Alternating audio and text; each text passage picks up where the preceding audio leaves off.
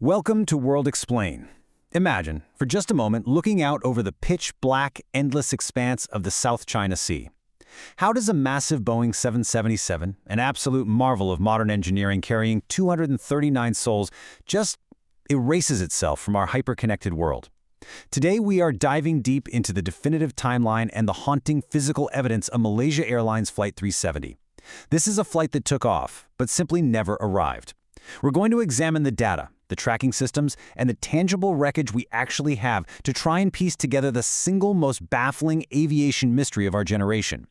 Make sure you're settled in, because this explainer is going to take us down a very dark, very deep rabbit hole. So, let's set the scene. Less than an hour into the flight, everything is perfectly normal. The plane is cruising comfortably over the South China Sea at a cruising altitude of 35,000 feet. The night sky is crystal clear. The weather is totally calm. Nothing is out of the ordinary.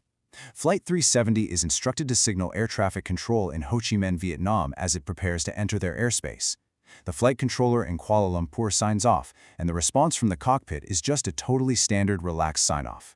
Good night. There was absolutely zero panic in the pilot's tone. No red flags in the plane's telemetry. Nothing. It was quite literally the calm before an unprecedented storm of confusion. But then, exactly 1 minute and 43 seconds after those calm final words were spoken, the unthinkable happens. The aircraft abruptly vanishes from civilian air traffic control radar screens. We're talking Kuala Lumpur, Ho Chi Minh, Bangkok. It just blinked off their screens. The loss of signal was incredibly sudden and completely total. Every single subsequent attempt to hail the plane over the radio or ascertain its whereabouts failed. It was like the plane had instantly become a ghost in the night sky. But to really grasp how a 300-ton machine can just vanish, we need to understand the technology tracking it. Okay, so there is an absolutely crucial technical distinction between the two main types of tracking systems we use. Civilian air traffic control uses what's called secondary radar. This relies on active signals, or pings, that are constantly emitted by the plane's own transponders. So when Flight 370 vanished from civilian screens, it meant both of its transponders either suffered a catastrophic, simultaneous failure, or they were manually turned off by someone in the cockpit. However, long-range military radar works entirely differently. It doesn't politely ask the plane to identify itself. It relies on physical reflectance. It blasts raw radar waves into the sky and waits for them to physically bounce off the metallic body of an aircraft. And it was this military radar that revealed a truly chilling truth. When investigators finally reviewed classified Malaysian military radar data, they realized that moments after civilian contact was lost, Flight 370 didn't just fall out of the sky. Instead, it deliberately deviated from its scheduled route to Beijing. First, it made this very subtle turn to the right, which was immediately followed by a sweeping, prolonged, aggressive turn to the left. It then flew completely back across the Malaysian peninsula, crossing over solid land, before making another sharp turn to the northwest, right near the island of Penang. It maintained this rogue, totally unauthorized heading out over the Strait of Malacca until it finally flew so far out that it escaped even the military radar's massive coverage area. So now, the radar tracking has completely failed. But the plane was still leaving behind these invisible, digital breadcrumbs. You see, like all modern airliners, Flight 370 was equipped with a SATCOM terminal. Basically, it's a device that handles automatic data handshakes between the aircraft and ground stations. During the flight's initial disappearance over the South China Sea, this SATCOM link mysteriously died. The terminal just went completely dark. But here is where the story takes a massive, mind-bending turn. 3 minutes after the flight vanished from that military radar over the Andaman Sea, the dead SATCOM terminal suddenly requested to log back on to the satellite network. It literally rebooted itself, and a connection with a ground station in Perth, Australia was successfully re-established. And that reboot? It initiated a silent, ghostly flight that lasted for 6 agonizing hours.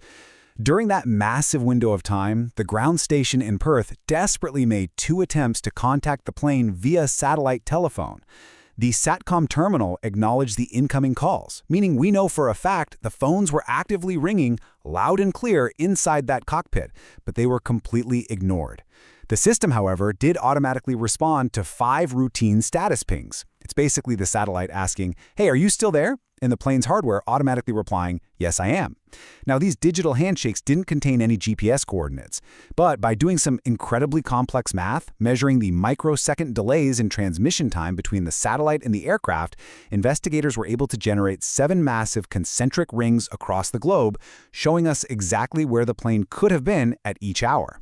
By taking those rings and factoring in the plane's fuel consumption, its speed, and a bunch of other variables, experts determined that the final transmission had to have originated somewhere along an arc in the incredibly remote southern Indian Ocean. The resulting search zone? 4,500,000 square kilometers. Just let that number sink in. That is an unimaginably vast area of volatile, churning, freezing water. It's an area so impossibly distant from civilization that it literally took specialized search ships 6 entire days just to reach the zone. It quickly became the most expensive, most expansive search effort in human history, battling against endless waves and powerful oceanic drift every single day. And time was absolutely their biggest enemy. Flight 370 had 2 underwater locator beacons attached to its black boxes, but the batteries were only designed to last about 40 days. As that terrifying deadline approached, the search took a dark descent into the abyss.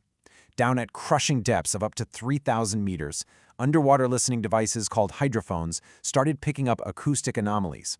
They heard signals with a pulse and frequency that sounded eerily similar to those black box beacons.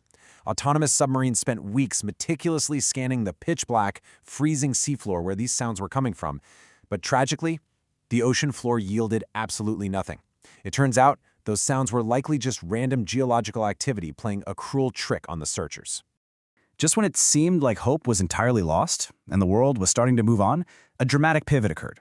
16 months later, on July 29, 2015, a massive breakthrough literally washed ashore. This happened on Reunion, which is this tiny island off the coast of Madagascar, a staggering 4,000 kilometers away from the primary search zone.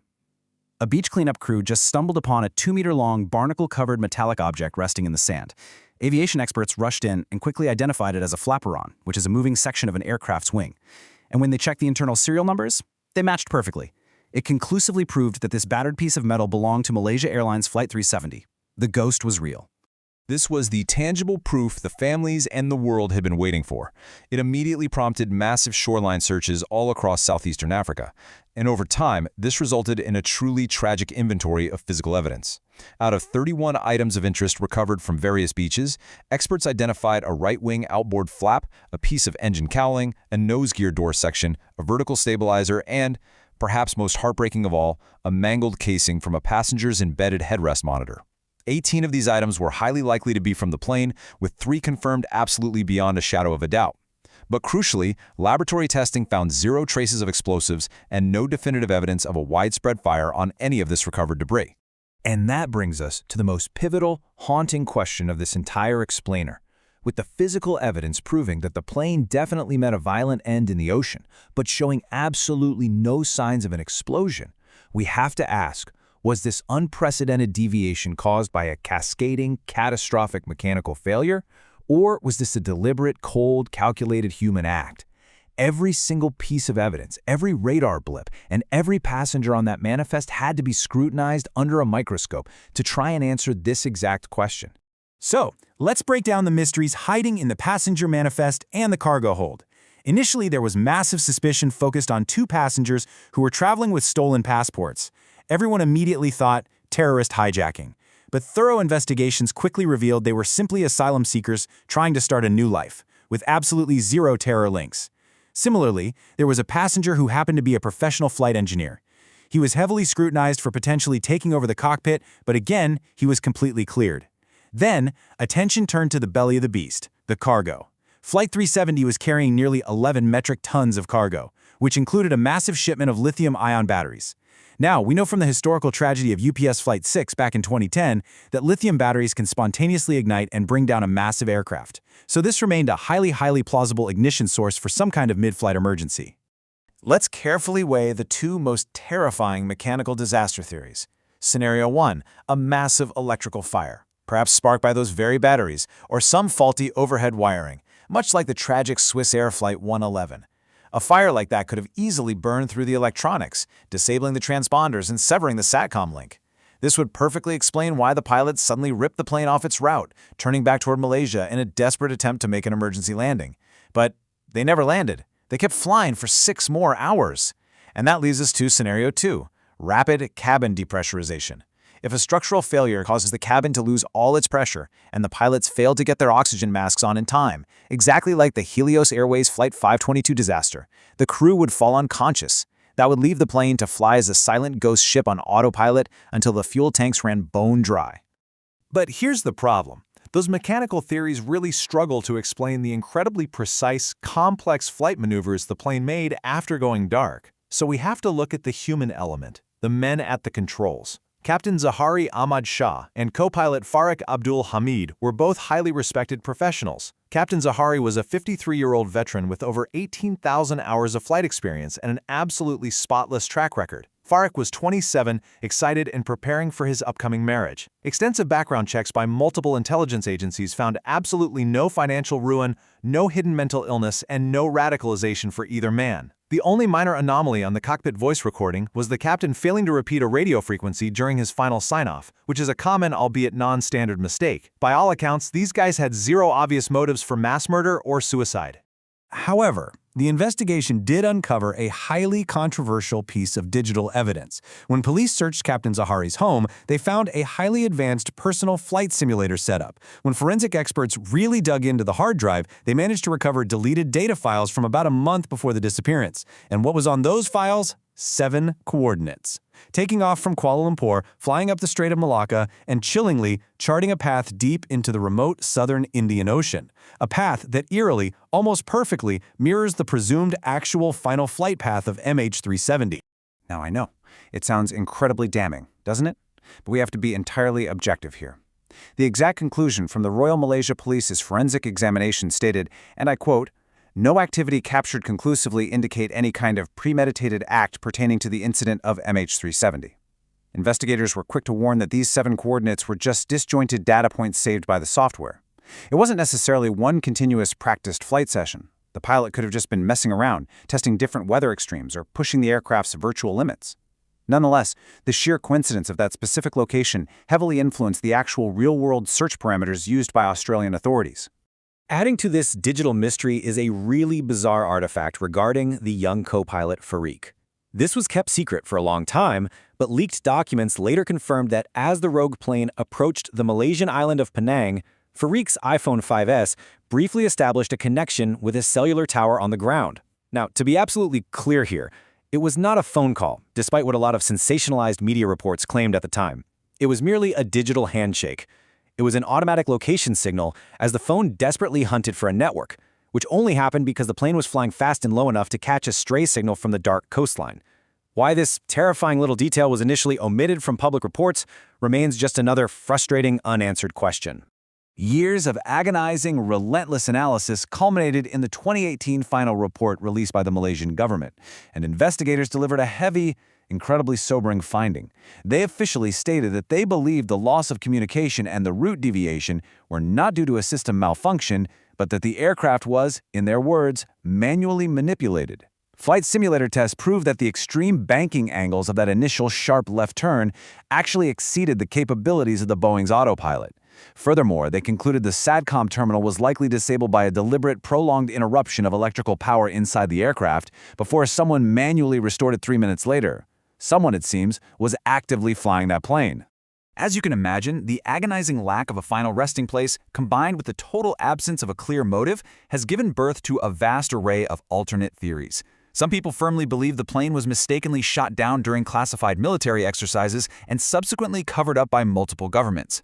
Others suggest it actually flew north, hiding in the radar shadows of other commercial planes, all the way to Kazakhstan, dodging networks across multiple sovereign nations. There are even theories of a sophisticated cyber hijacking, with the plane controlled remotely from the ground, though no such technology is known to actually exist on a commercial 777.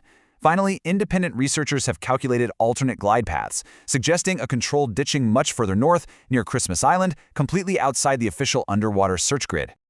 To this very day, the official search operation remains suspended, despite having the most advanced technology humanity has ever possessed, and despite millions of square kilometers being meticulously mapped, the absolute truth of Malaysia Airlines Flight 370 remains hidden. It's down there, somewhere in the freezing, crushing abyss of the Indian Ocean. It stands as a profound, lingering reminder of the sheer limits of our modern technology. And above all, it is a continuing, open wound for the families of the 239 souls on board who are still waiting for closure. But as aviation technology and deep-sea exploration continue to advance, we have to ask ourselves, will the ocean ever finally surrender its deepest secret, or will MH370 forever remain the greatest aviation mystery of our time? Thank you for watching World Explain. See you in the next video.